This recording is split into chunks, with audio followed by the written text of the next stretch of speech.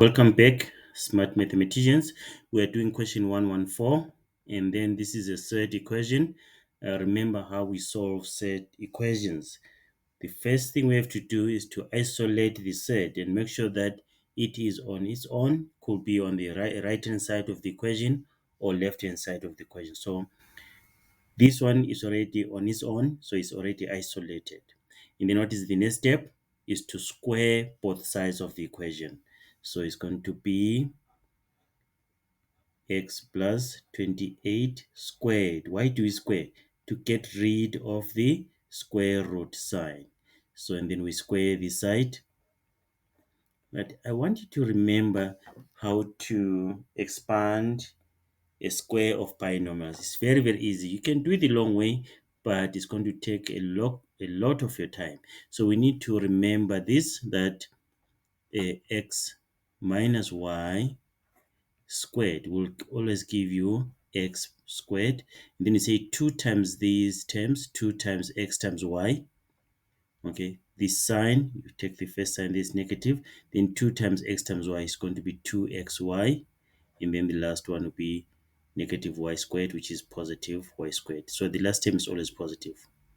Okay, and then if it's x plus y squared, this is equal to x squared. The sign here is positive, so it's going to be positive here. Then 2xy plus y squared. Remember that. So when you get like square binomials like this, you can use that method. So and then the square root and the square here, they cancel each other out. We remain with x plus 28 is equal to, let's just do what we discussed here. We square the 2, so it's going to be 4. 2 squared is 4. And then the sign is negative, so it's negative. Then you say 2 times 2 times x. 2 times 2 times x, which is 4x. And then the last one is just x squared. It's always positive, so it's x squared. Done. You see that? And then we can now write this equation in standard form. I don't want to move the x squared this side so that it becomes negative. No, let me just leave it on the right hand side. So it's going to be x squared here. Okay, what am I writing here? So it should be x squared, isn't it? I've done the x squared. And then let me deal with the x's. So it's going to be negative 4x minus x, because I'm going to transpose this to the right hand side.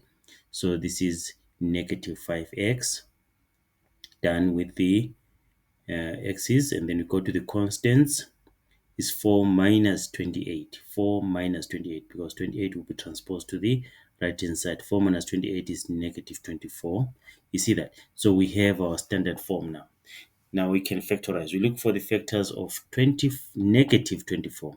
So this sign here is telling us that, or is showing us that one factor is negative and the other factor is positive. And then this negative here, it means the bigger factor is negative. You see that? So the factors here should be, that will give us 24. Negative 24 should be negative 8 and positive 3. Okay, negative 8 and positive 3. So it's x minus 8, then x plus 3 equal to 0. You see that? So we've managed to get the factors, and then let's get the answers.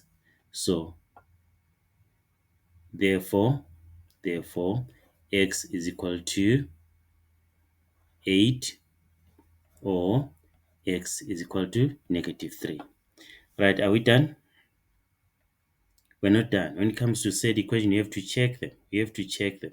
Now we have to check if our answers are correct here. So where there's x, we put 8 and see if it is correct. Let's see. 8 plus 28 is equal to 2 minus 8. Then 36 square root of 36, that is 6, is equal to 2 minus 8 is minus 6. So this answer is not applicable. So x cannot be equal to 8. Let's put negative 3. Negative 3 plus 28 is equal to 2 minus negative 3. Okay, this is 25, which is 5. Square root of 25 is 5. Then it's equal to 5. So this is the answer. Okay, right. So please check your answers after dealing with said equations. Okay, don't just leave your answers and move on to the next one. You must check. Okay, right. So we're going to meet when we do question 1.2.